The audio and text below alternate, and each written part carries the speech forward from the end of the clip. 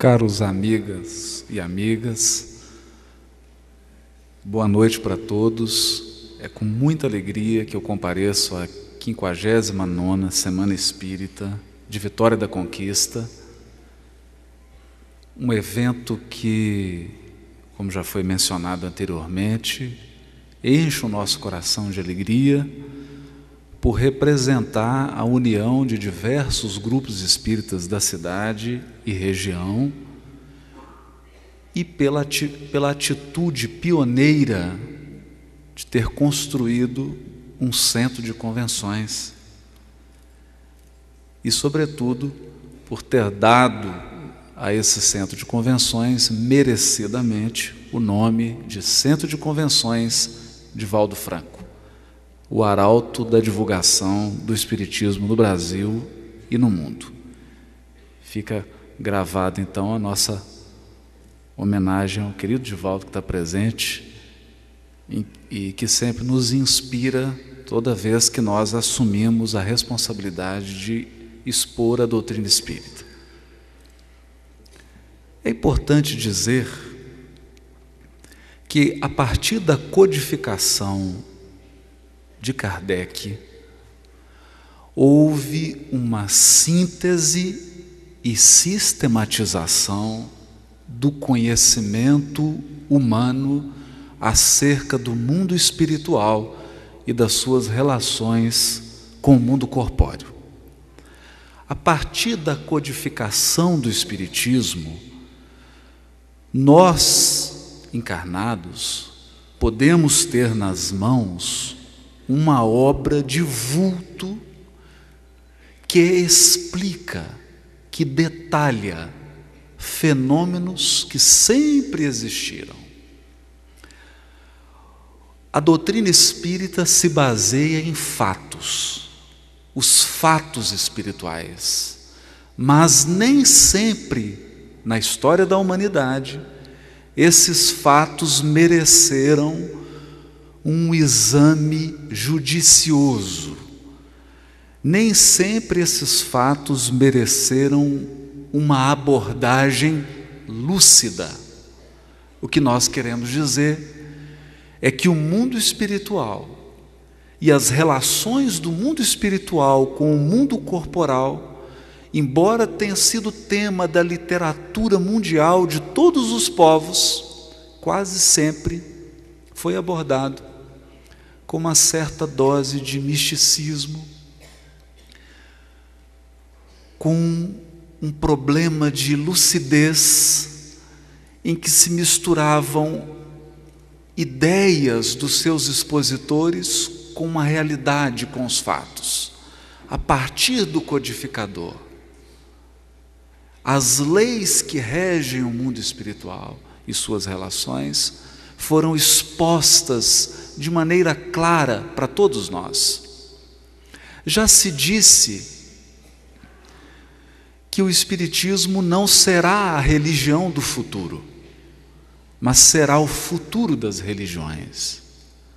Porque todas as religiões e filosofias do mundo, já o disse o codificador, se quiserem estar a par, se quiserem estar atualizadas com relação aos fenômenos espirituais, terão de beber na fonte da doutrina espírita, cuja especialidade, cujo objeto é o estudo mesmo do mundo espiritual.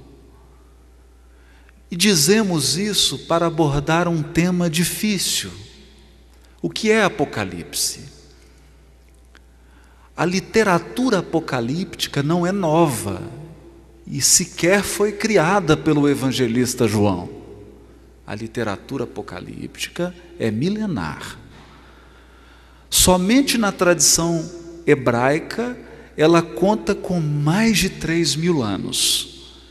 E especialmente do último profeta até a aparição de Jesus, o período de 200, 300 anos, chamado de período intertestamentário, porque ele está no meio dos dois testamentos, foi pródigo na edição de livros e livros e mais livros, é claro, na época pergaminhos, a respeito do Apocalipse.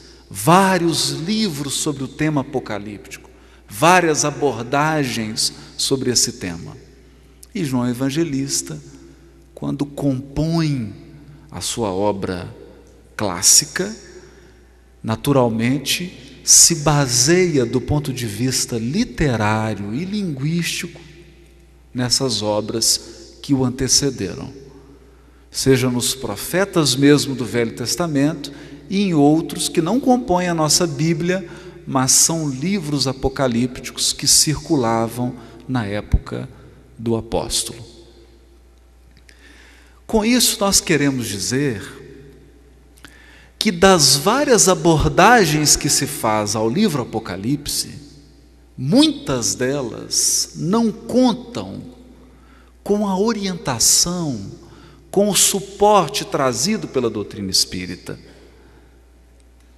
E fica difícil interpretar o Apocalipse se nós não partimos de determinadas bases. Por exemplo, a existência do Espírito, a comunicabilidade dos Espíritos, a encarnação e a reencarnação, a evolução dos mundos, a evolução dos seres, o aprimoramento espiritual, a providência divina que vela por todos os seus filhos, conduzindo-os ao aprimoramento moral. Sem esses conceitos, nós corremos o risco de trocar as realidades sutis da espiritualidade por ilusões humanas. E assim o dizemos porque, especialmente no ano de 2012, produziu-se filmes, literaturas, documentários, todos abordando a temática da renovação do orbe. E muitos renovaram velhas concepções, concepção de fim do mundo, concepção de que a terra desaparecerá, será destruída, de que haverá uma morte de mais da metade da humanidade, uma destruição sem precedentes na história humana, etc, etc. Em algumas correntes teológicas, veio no Apocalipse uma base para justificar a ira de Deus, como se Deus se enchesse de raiva para extirpar o mal da própria criação, e como se o Criador punisse seus próprios filhos transviados. Essas abordagens não se harmonizam com as luzes trazidas pela codificação, porque nós aprendemos com Allan Kardec e com os espíritos da Pleiade do Espírito de Verdade, que somos criados simples e ignorantes. Deus não destrói os malvados, Ele anula o mal com o amor dentro do coração de cada um de nós. A vitória do bem sobre o mal é uma vitória silenciosa que ocorre no coração de cada criatura. É uma luta árdua da redenção espiritual, do aprimoramento espiritual. O Criador não se enche de ira, pelo contrário, Ele tudo transforma, porque suas leis são perfeitas, embora muitas vezes, e aprendemos isso na lei de destruição, para que exista renovação espiritual, é preciso que os elementos materiais sejam transformados. Daí as catástrofes, daí os terremotos, os maremotos, as tragédias coletivas, que representam processos de renovação do mundo material, aproveitados pela espiritualidade superior, a fim de que os corações também sejam renovados. Nessa perspectiva, quando adentramos no livro Apocalipse, não o fazemos com a ideia de fim do mundo, de que o mundo vai acabar, porque o fim do mundo é incompatível com a lei de progresso dos próprios mundos. Nós aprendemos na codificação que o mundo primitivo se aperfeiçoa e se transforma em mundo de expiação e provas. E os mundos de expiação e prova se aperfeiçoam para se tornarem mundos de regeneração. Seria impossível acreditar que a Terra atingirá o status de mundo de regeneração se nós acreditarmos que ela será completamente destruída. São ideias incompatíveis. Catástrofes, karmas coletivos, sim, sim. Porque a lei que rege os nossos destinos é lei de causa e efeito, é lei de consequência. Não há punição, há reajuste, há colheita. Toda vez que nós desarmonizamos, determina a lei divina que nós próprios sejamos os agentes da restauração. Não permite a lei divina que o criminoso, que aquele que desarmonizou, que aquele que feriu, que aquele que destruiu, passe ileso e passivo por esses acontecimentos, sem ser responsabilizado. Mas responsabilização é muito diferente de punição. Responsabilização é chamar o autor do delito para o devido reajuste. E todo reajuste, toda restauração na lei divina se dá sobre a cobertura da misericórdia divina. Ninguém resgata sem o auxílio da própria providência divina, que sempre improvisa caminhos, que sempre articula circunstâncias e criaturas para favorecer o nosso aprimoramento espiritual. Ninguém está sob o regime implacável do resgate. Todos contamos com a justiça e com a misericórdia. Como dizia o Chico, a justiça divina paira no mesmo nível da misericórdia. E o resgate é sempre feito com a misericórdia e sob a tutela do amor divino. Nesse sentido, quando olhamos para o livro Apocalipse, é preciso ter em mente a advertência de Emmanuel no livro Ceifa de Luz. Ele diz assim: é preciso ler a escritura divina nas letras humanas. A escritura divina nas letras humanas. Nós aprendemos na codificação que a lei divina está escrita na consciência. Portanto, a Bíblia, de fato, está dentro de nós. A verdadeira escritura divina já está gravada na nossa consciência. Permite o Criador que a escritura divina seja redigida em letras humanas, dizem os espíritos a Allan Kardec, para nos recordar, porque nos esquecemos. Olhamos em todas as direções, menos para dentro de nós mesmos. Temos contato com diversas criaturas e com diversas circunstâncias, mas raras vezes travamos contato com o nosso eu interior.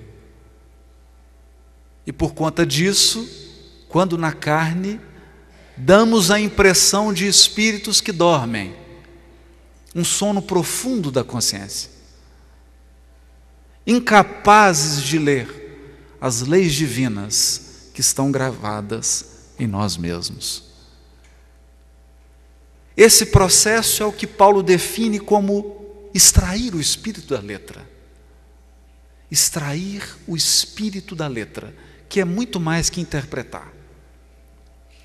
Extrair o espírito da letra é penetrar na essência e vivê-la, porque só se compreende bem a Escritura divina com a sua vivência, com a sua exemplificação. É aí que a revelação divina se abre para nós. Só entende bem quem coloca em prática. Quem apenas detém a informação está na antessala da sabedoria. A sabedoria definitiva é resultado da vivência. Tendo isso em mente, entendendo que no livro Apocalipse de João Evangelista, fruto de visões espirituais que ele teve quando estava na ilha de Patmos, no final do 1º século da era cristã, nós distinguimos claramente duas partes. A revelação divina que está no livro e o envoltório, o veículo de transmissão dessa revelação, que é o texto.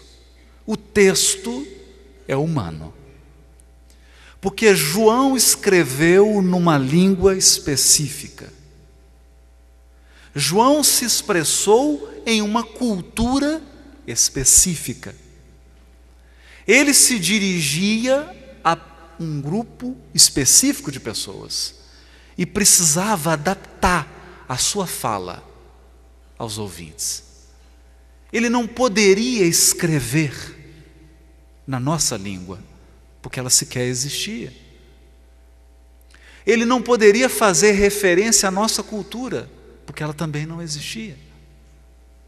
E onde ele bebe, onde ele se inspira para redigir a sua visão, para concretizar a revelação espiritual em um texto humano.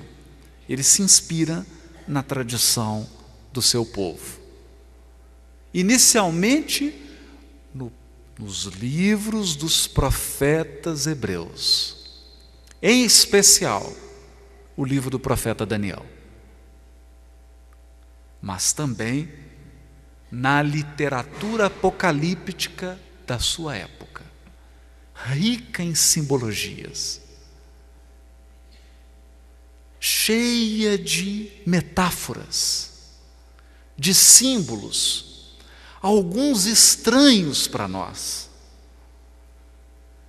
É difícil comparar a nossa mente ocidental do século XX, do século XXI, com a mente oriental do 1º século do cristianismo.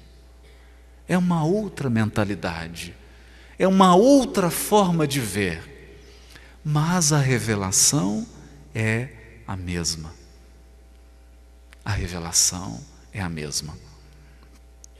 Por essa razão nós podemos dizer que o codificador adaptou na linguagem contemporânea todos os conhecimentos espirituais que estão contidos nas Escrituras. No livro dos Espíritos, em especial, no livro O Céu e o Inferno, e no livro A Gênese, o codificador, à semelhança de um hábil pedagogo, extrai a essência espiritual desses livros e nos revelam as leis espirituais que regem a evolução dos seres. Sem essa base, penetrar no Apocalipse é como ingressar num labirinto com poucas chances de sair e com grande probabilidade de perder-se no emaranhado da simbologia. É importante termos em mente essa advertência, porque o Apocalipse tem sido utilizado ao longo dos séculos para escravizar as mentes, para atemorizar as almas frágeis, para escravizar sob as algemas do medo aqueles que ainda não conseguiram compreender Deus na qualidade de Pai amoroso que educa seus filhos. É importante não perdermos de vista essas reflexões. Mas adentrando no livro Apocalipse, e na sua interpretação, nós podemos afirmar com segurança, sem alguns recursos que só a doutrina espírita nos traz, é impossível uma interpretação segura do Apocalipse. Não sou eu que estou dizendo isso. Quem o diz é Allan Kardec no Evangelho segundo o Espiritismo, introdução, item 1. Muitos pontos da Bíblia, dos Evangelhos e dos autores sacros somente são ininteligíveis por falta da chave que faculta a sua compreensão. Essa chave está completa no Espiritismo,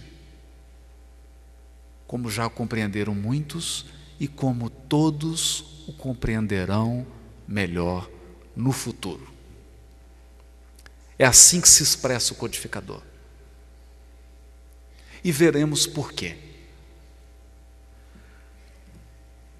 Quando alguém se anima a ler esse intricado livro do Novo Testamento, a primeira sensação, para alguns, é uma sensação de pânico, de medo mesmo.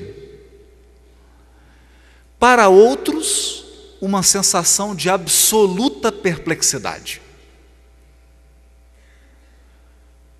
O livro Apocalipse é um desfile veloz de símbolos aparentemente desconexos.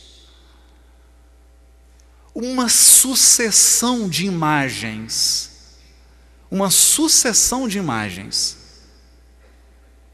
que desorienta à primeira vista.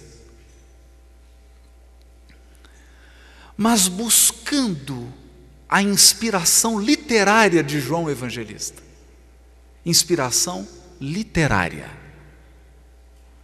nós vamos como que colocando a casa em ordem e algumas coisas vão ficando mais claras. Algumas. Porque há um relato de Chico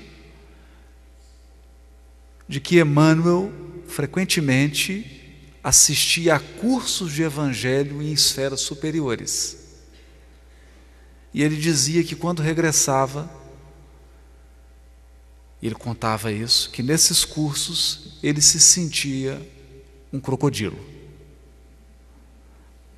Eu fico pensando o que eu seria nesse curso. Se ele que escreveu as obras todas de interpretação do Evangelho se sentia pequeno nesses cursos, é preciso ter calma, humildade, porque não penetraremos com aquele vigor almejado no Apocalipse sem muitos anos de aprimoramento espiritual. Esse é um texto que se abre aos poucos e nós não temos nenhuma pretensão de dizer as últimas palavras e de esgotar o vasto oceano que representa esse livro. Basicamente é preciso dizer: João Evangelista tem uma característica marcante. Ele trabalha com imagens. João Evangelista é visual. Visual. Se não tivermos isso em mente, se nós não tivermos uma boa vontade para entender que ele está criando um ambiente tridimensional, não compreenderemos o mínimo que seja do livro Apocalipse. Apocalipse vem do grego e significa revelar, revelação. Revelar no sentido de trazer à luz, desvendar o que está oculto. E surgirá naturalmente a primeira pergunta: o que está oculto? Salomão escreveu um provérbio brilhante, provérbio 25, capítulo 25, versículo 5 de Provérbios. Ele diz assim: a glória de Deus é ocultar-se, a glória dos sábios é buscar. A evolução espiritual é um processo de desvendamento. À medida que progredimos espiritualmente, mais luz se faz na nossa inteligência e no nosso coração. E por consequência, a nossa visão se amplia. Aquilo que estava oculto se revela. O que estava oculto se revela. Mas a providência divina permite que, por meio da mediunidade, cheguem até nós sínteses do mundo espiritual, que são os processos de revelação. No caso, João Evangelista tem um sonho, se desdobra, vai a esferas elevadas do mundo espiritual e lê não apenas acontecimentos, mas as forças espirituais que inspiram os acontecimentos. As energias espirituais que provocam os acontecimentos. E ao ler essas energias espirituais, não há outra forma de transmiti-las a não ser pela linguagem simbólica, pela metáfora. E onde ele colhe essa metáfora? Nos livros bíblicos e nos profetas. Ele vai dizer assim: revelação de Jesus Cristo, a qual Deus lhe deu a Jesus, para mostrar aos seus servos as coisas que brevemente devem acontecer. E pelo seu anjo, anjo aqui vem de ângelos do grego, significa mensageiro, mensageiro. E pelo seu mensageiro as enviou e as notificou a João, seu servo. Ele está fazendo claramente uma referência de que na origem desse livro está o coração e a inteligência do nosso mestre. Porque só ele conhece em profundidade o coração dos seus tutelados para sondar as estradas do futuro com segurança. O Apocalipse é uma sondagem. nas tendências, nas probabilidades, tendo em vista o coração das almas que evoluem no orbe e que estão sob a tutela de Jesus. E essa sondagem só poderia ser feita com segurança pelo próprio Mestre, que é o pastor, que é o condutor, que é o guia e modelo. E ele vai dizer mais, ele diz assim: eu fui arrebatado em espírito,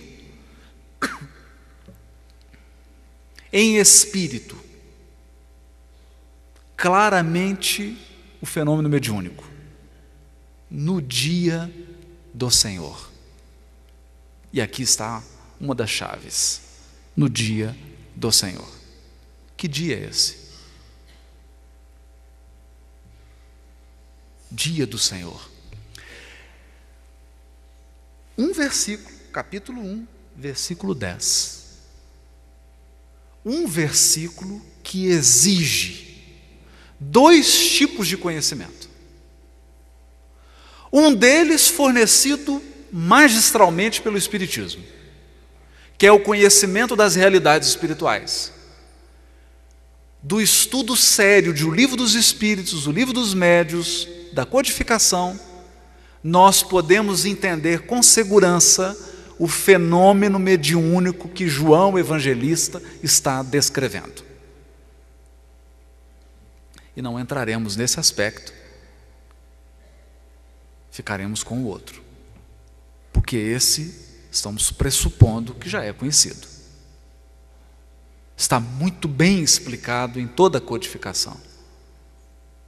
E qual o outro aspecto? O aspecto cultural. Quando João Evangelista diz que teve esse desdobramento no dia do Senhor, que dia era? Será que esse dia tem importância para o entendimento do livro?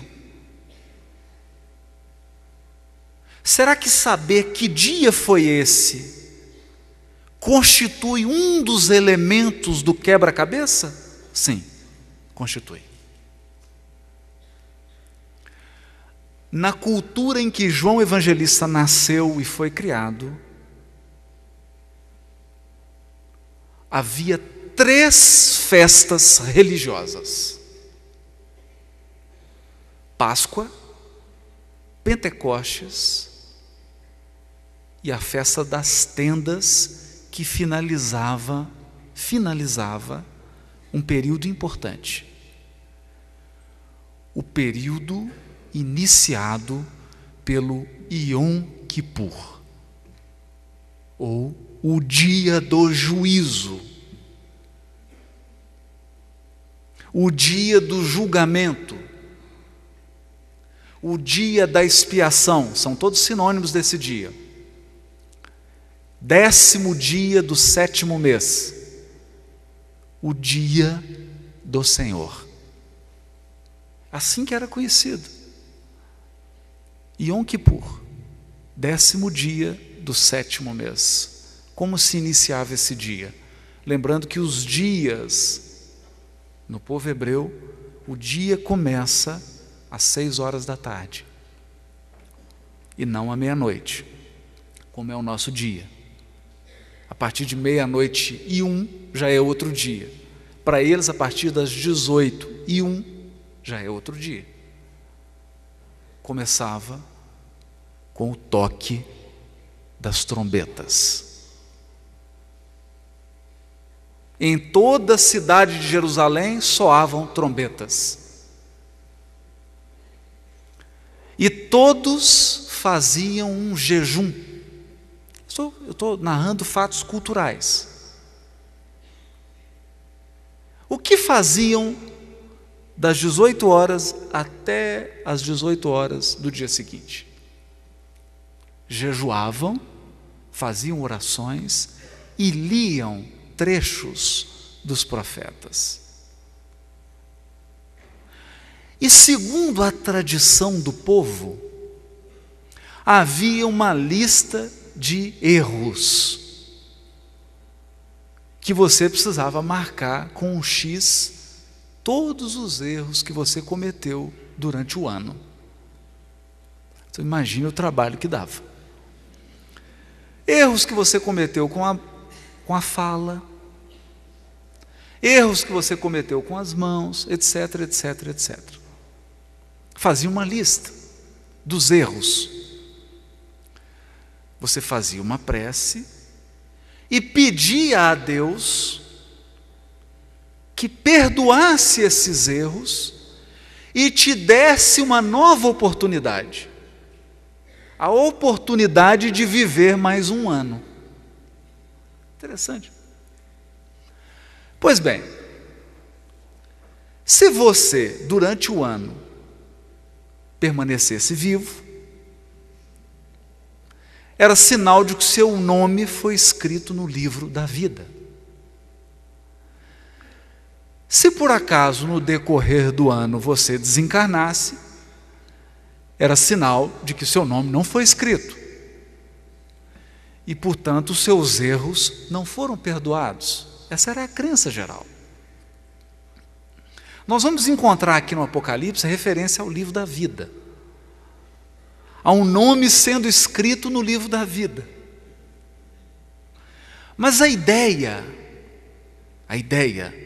tirando os detalhes da cultura e penetrando na essência, a ideia é de que o dia do juízo, ou o dia do Senhor, era um dia de reflexão. Era um dia de colheita. De avaliar o que se fez de bom e o que se fez de ruim. Mas logo, logo, na história do povo hebreu, os profetas ampliaram essa ideia. Ampliaram como? Profeta Isaías, profeta Daniel, profeta Ezequiel, ampliaram essa ideia. E começaram a dizer o seguinte: que da mesma forma que na vida de um ser humano, uma vez por ano havia o dia do juízo, na história da terra haveria um dia do juízo. Um Yom Kippur, não de um indivíduo, mas de toda a coletividade humana. E que nesse dia haveria uma ceifa, uma colheita. E é muito curioso isso, porque Yom Kippur, como eu disse, dá início a uma sequência de comemorações que culminam com a festa da colheita. A festa das tendas é uma festa da colheita. A ideia de que a terra passaria por uma ceifa. Todos os grãos, todas as plantações do bem seriam recolhidas no celeiro divino. E todo o plantio do mal seria reunido e queimado, como se queimavam as ervas daninhas. A ideia transmitida pelos profetas é que a terra passaria por uma purgação, um expurgo, uma ceifa, uma colheita. E é sobre essa ideia que está assentado o livro Apocalipse de João. A ideia de que num tempo haveria uma grande reciclagem dos valores humanos, das construções humanas, sociais, políticas, econômicas, artísticas, religiosas, etc, etc, etc. E o que nós aprendemos na codificação de Kardec? Aprendemos que Quando um mundo está em vias de progredir do status de expiação e prova para o status de mundo de regeneração, há um período de transição que culmina com uma grande ceifa, com uma grande colheita, com um processo de avaliação coletiva daquilo que tem a dignidade de continuar e daquilo que será descartado, porque não se adequa mais aos novos patamares de evolução do orbe. Pois bem, todos sabemos que são chegados os tempos. O próprio Manuel Filomeno de Miranda já ditou o livro Transição Planetária, dando as indicativas, mostrando que nós estamos num franco processo, lembrando que é um processo. É como uma mudança de estação. Você não fala o dia e a hora e o minuto que uma estação muda. É um processo. Assim como a gestação é um processo que dura 9 meses. A transição planetária é um processo, mas é um processo de ceifa. A providência divina que orienta a nossa evolução, e é bom frisarmos, a nossa evolução é orientada. Não tem ninguém evoluindo ao léu. Deus, Criador e Pai amoroso, conduz os seus filhos através dos seus emissários, que dirigem esses fenômenos do mundo espiritual e alguns até encarnam para ajudar no processo.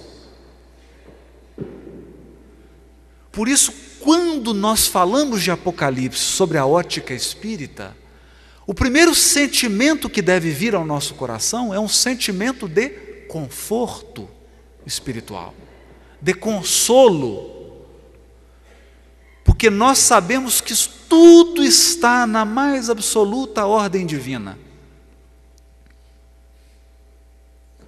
Embora reconheçamos,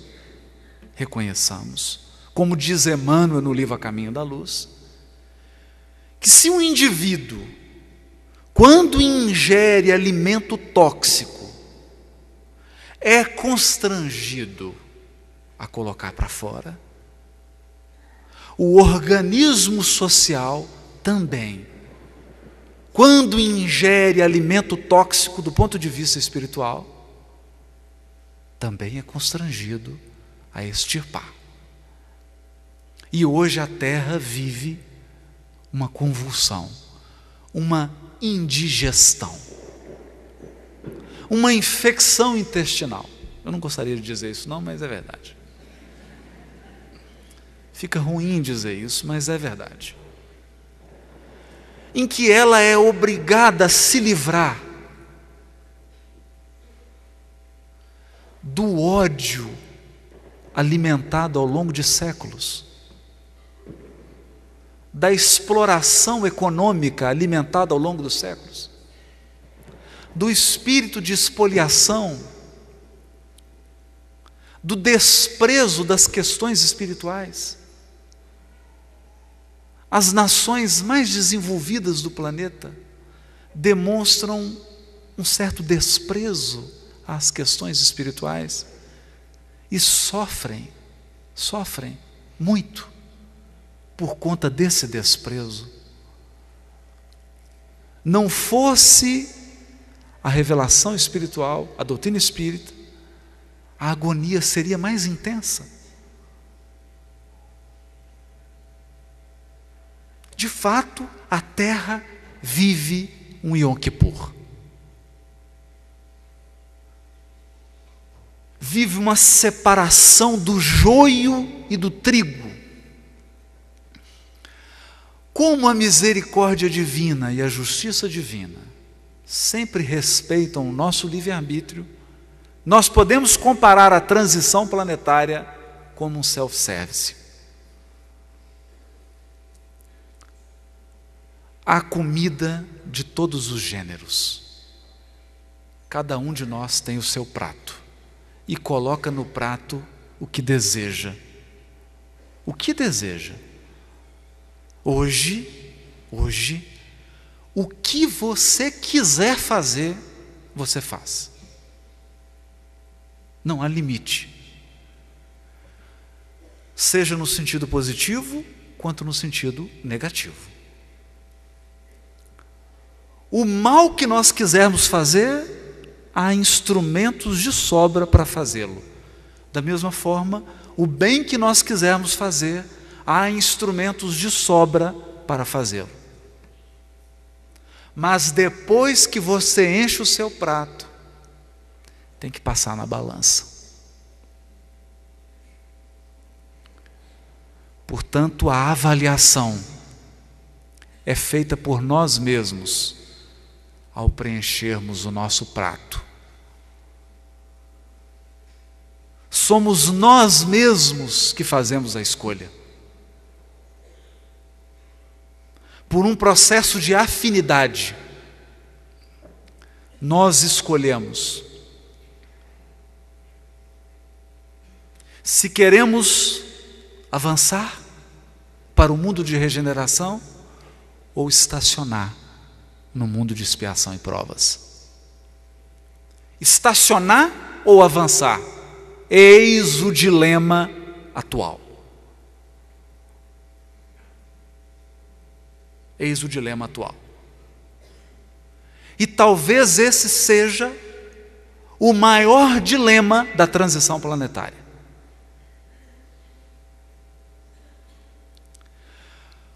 Porque, pelo fato de termos esquecido das realidades espirituais, a maioria de nós está sem rumo. A sociedade padece da falta de orientação, da falta de bússola, da falta de um norte, de um roteiro. E esse roteiro, não há dúvida, aprendemos na questão 625 do Livro dos Espíritos, esse roteiro é a exemplificação insuperável de Jesus. A sua exemplificação é o padrão moral que nos livra do naufrágio, que nos liberta do perigo do estacionamento. Porque todos têm sede de avançar, mas é preciso avançar com rumo.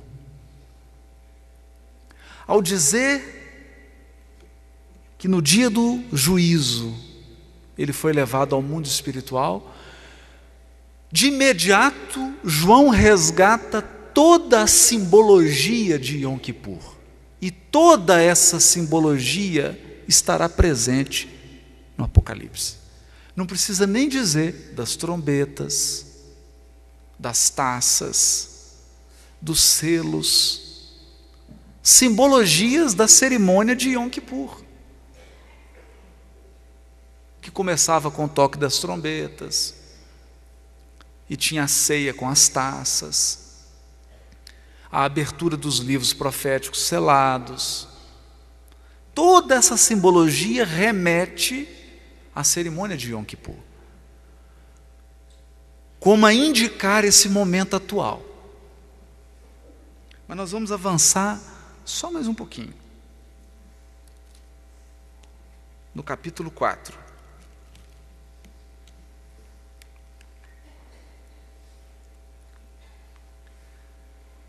Depois destas coisas, olhei, e eis que estava aberta uma porta no céu. E a primeira voz que, como de trombeta, olha só, ouvira falar comigo, disse: sobe aqui, e mostrar-te-ei as coisas que depois destas devem acontecer. E João começa a descrever uma cena que é uma cena arquitetônica. No dia do juízo, as pessoas tinham que ir ao templo. E aqui é como se ele estivesse entrando num templo metafórico, espiritual. E logo fui arrebatado em espírito. E eis que um trono estava posto no céu, e um assentado sobre o trono. E o que estava assentado era, na aparência, semelhante à pedra jaspe sardônica. E o arco celeste estava ao redor do trono, e parecia semelhante à esmeralda. E ao redor do trono havia 24 tronos. E via assentados sobre os tronos 24 anciãos, vestidos de vestes brancas, e tinham sobre suas cabeças coroas de ouro.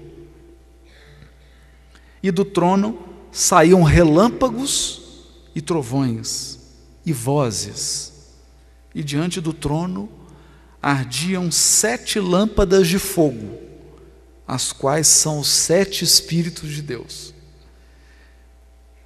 Simples, né? E havia diante do trono como que um mar de vidro, semelhante ao cristal, e no meio do trono e ao redor do trono 4 animais cheios de olhos, por diante e por trás. E o primeiro animal era semelhante a um leão, e o segundo animal semelhante a um bezerro, e tinha o terceiro animal um rosto de homem, e o quarto animal era semelhante a uma águia voando. E os 4 animais tinham cada um 6 asas, e ao redor e por dentro estavam cheios de olhos, e não descansam nem de dia nem de noite, dizendo: Santo, Santo, Santo é o Senhor Deus, o Todo-Poderoso, que era, o que é e o que há de vir. O texto não precisa de explicações, porque ele é bem autoexplicativo, né?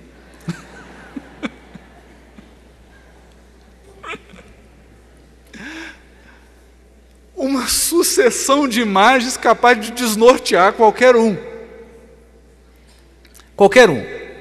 Nós selecionamos esse texto apenas para causar realmente essa má impressão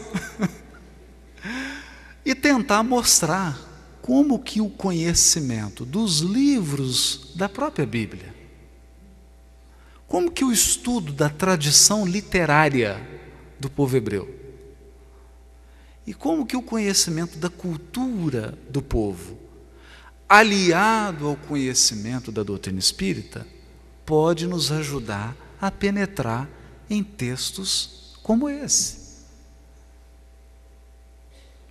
Esse é o objetivo. Então vamos lá. Arquitetonicamente, ele está descrevendo o Templo de Jerusalém. A entrada no Templo de Jerusalém. Em especial, a entrada do sumo sacerdote num lugar chamado Santíssimo, ou Santo dos Santos, onde estava a Arca da Aliança, em que o sumo sacerdote fazia um ritual de purificação de toda a nação. É isso que ele está descrevendo. Por isso que tem um trono. Mas aqui nós temos que observar uma coisa. Na tradição do povo hebreu, o povo é dividido em 12 tribos. 12 tribos. Por que 12? Para expressar o sentido de universalidade. E o número 12 tem essa característica. Sem nenhum misticismo. Sem nenhum misticismo. O 12 expressa universalidade, totalidade, completude. Na tradição do povo hebreu, especialmente no livro Êxodo, Moisés constituiu um conselho para governar o povo junto com ele, enquanto eles estavam no deserto. Esse conselho era chamado de Conselho de Anciãos. Como que era formado esse conselho? Como que era formado esse conselho? 2 anciãos de cada tribo. 2 vezes 12, 24. O conselho de anciãos, uma espécie de conselho consultor, era composto de 24 membros. O que João está narrando aqui?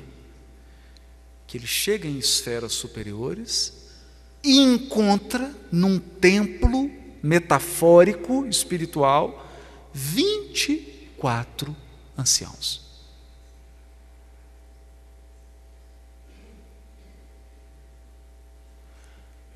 Que dica que ele está dando? É como se ele estivesse falando assim baixinho. Dá uma lida no livro de Êxodo. Dá uma lida no deslocamento do povo hebreu pelo deserto. Olha com mais atenção. Lê esses versículos. Porque eu vou utilizar essas imagens, esses símbolos, para trazer uma mensagem espiritual. Dá uma olhada. E quando a gente vai lá para o livro de Êxodo e Número e dá uma olhada, o que a gente descobre? Descobre uma coisa curiosa. Curiosa. Como que o povo hebreu se deslocava no deserto? Deslocava assim, ao léu.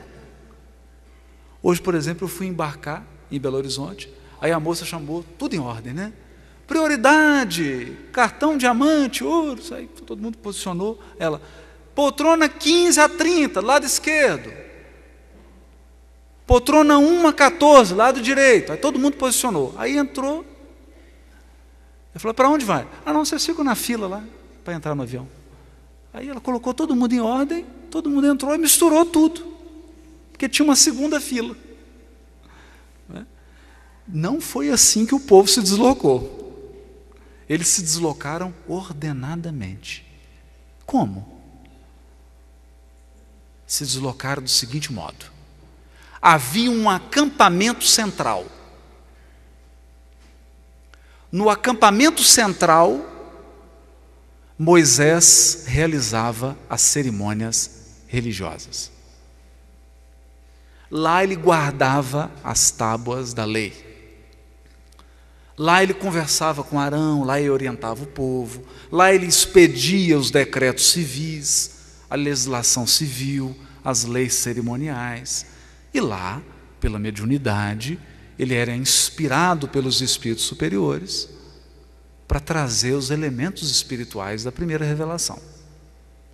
Ao redor dessa tenda,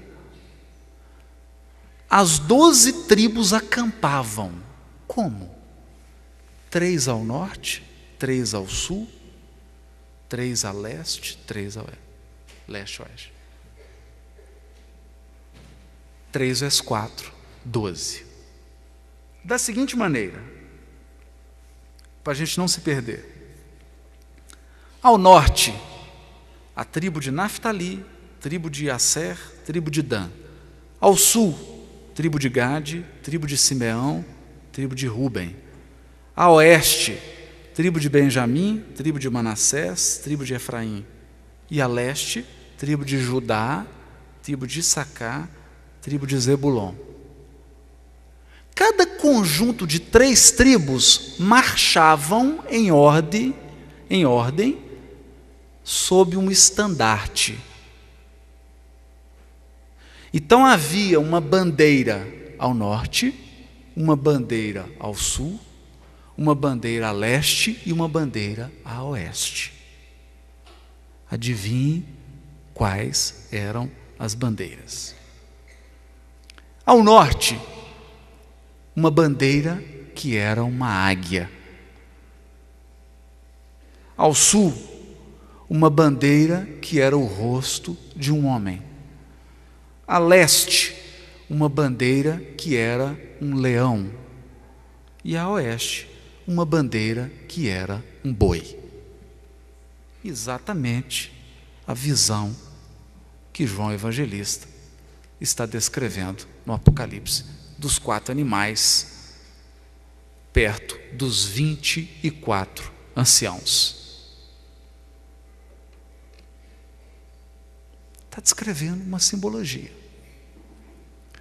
Que simbologia? Do Êxodo. Mas o que é o Êxodo? O que é o Êxodo? O Êxodo é a narrativa simbólica de um processo interior.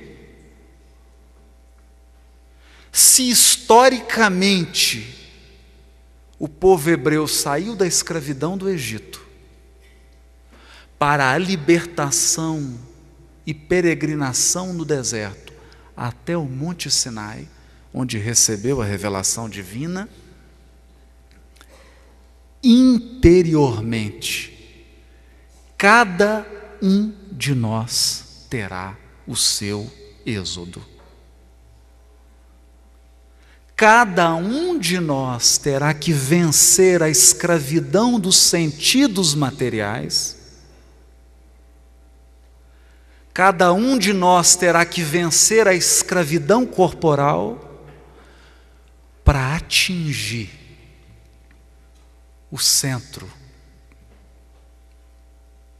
Como diz Joana, o eu interior, a consciência, que é onde está gravada em pedras, não em pedras materiais, a lei divina.